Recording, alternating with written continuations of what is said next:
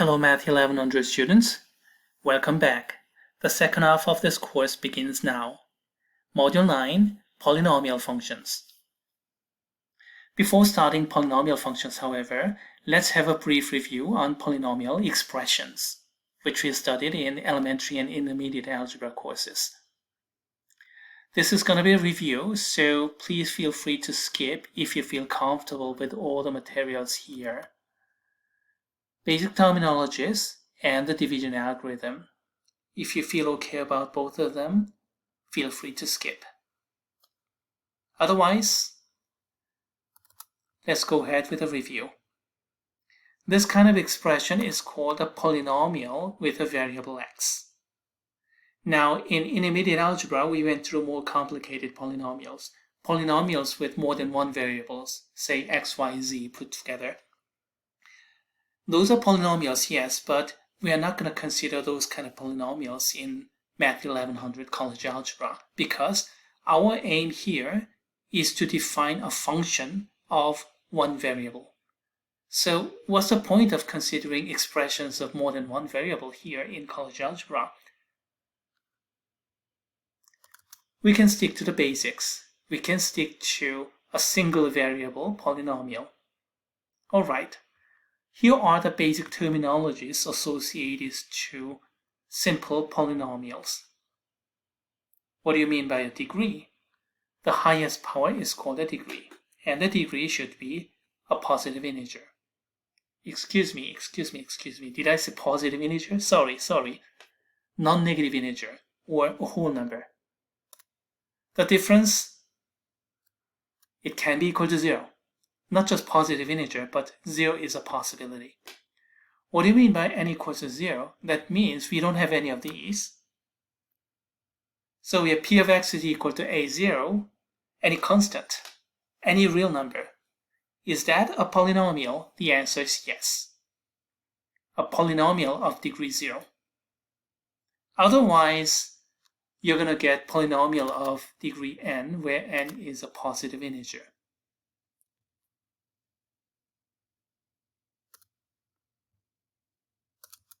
Next, please remember this term. This kind of thing is called a term. AK, x to the k power.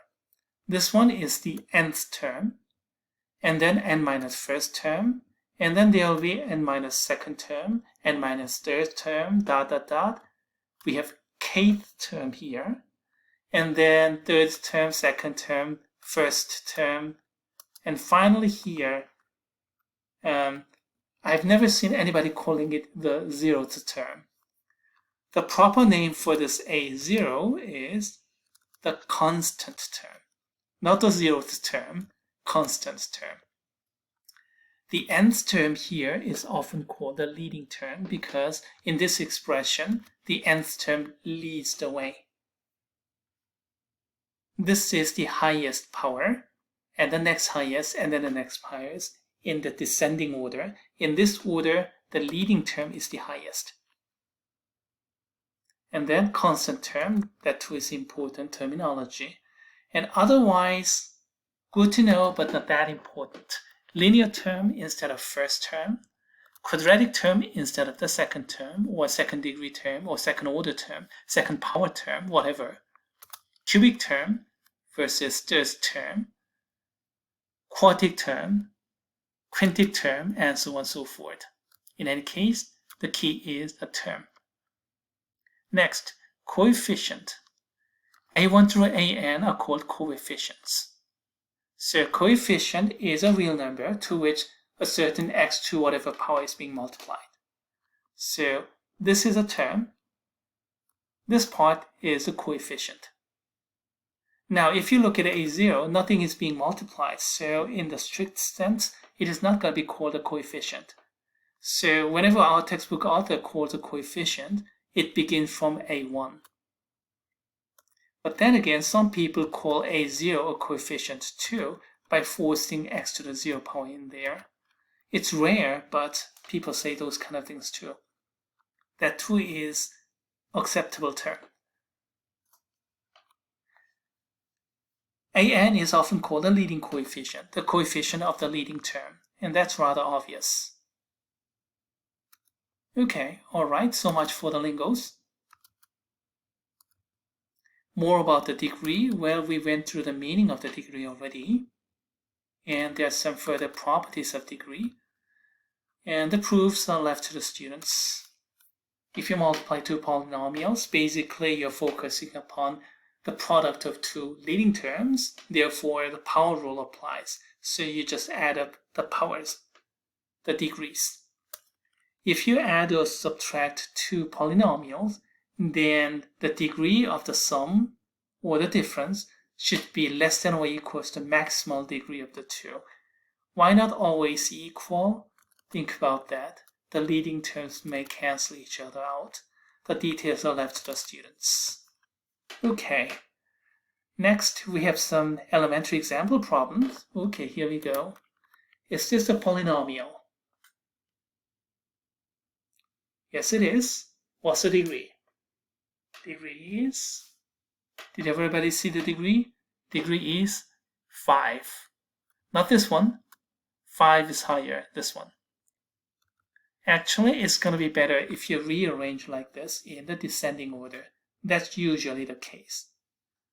For example, that's how Mathematica does. So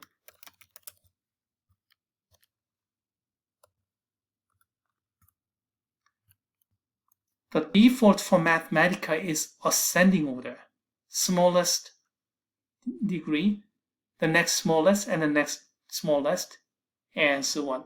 Getting bigger and bigger and bigger. This is for machines.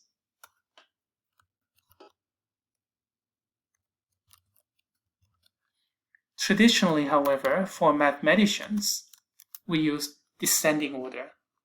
Highest order, next highest, going down.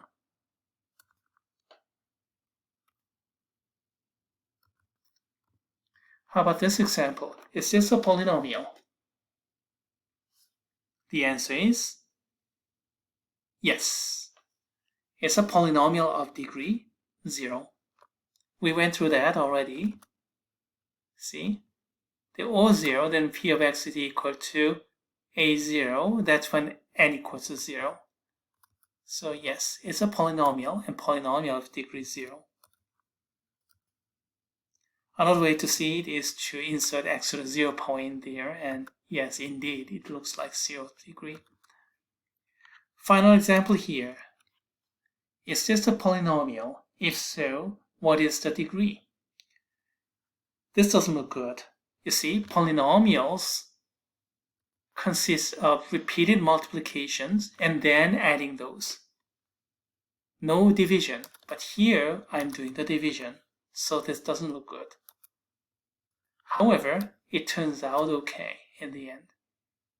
Why? Because the numerator can be factored accordingly, and then this x plus 2 and the denominator x plus 2 will divide each other out, and then what's left is a polynomial. By the way, there's a bit of a subtlety here. This works out because you're not dividing by 0. If you're dividing by 0, everything breaks down. So look at the denominator. X squared plus 2 is never equal to 0. X squared is not negative because it's squared. And 2 is always positive. So denominator is always positive. It never becomes 0. So you're not dividing by 0. So this division is always okay. It works out fine. Now, what if I change this problem just a little bit?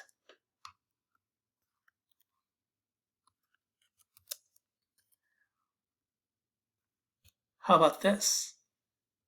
What if I change it a little bit?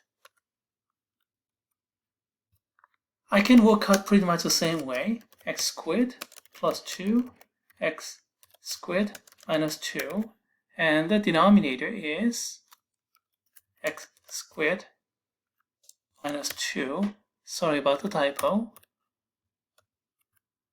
And then this is 2x squared plus 2. So that's 2x squared plus 4. That's because these two divided each other out. They're gone. We get this, and it looks like this is a polynomial. Does it work? The answer is no, it doesn't work, and this is not a polynomial. What's the difference between this and that? Idea? Here, we did not divide by 0 because denominator is never 0. X squared plus 2 is never equal to 0.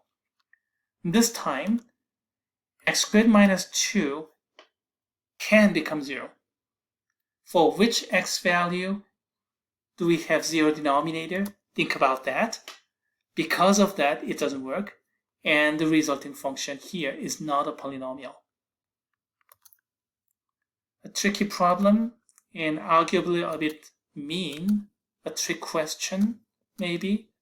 Nonetheless, we have a polynomial versus no polynomial due to dividing by non-zero versus dividing by something that can become 0. Okay, all right. I have one more topic to go, but I'd like to stop here. Let's talk about division algorithm in a separate video. See you soon.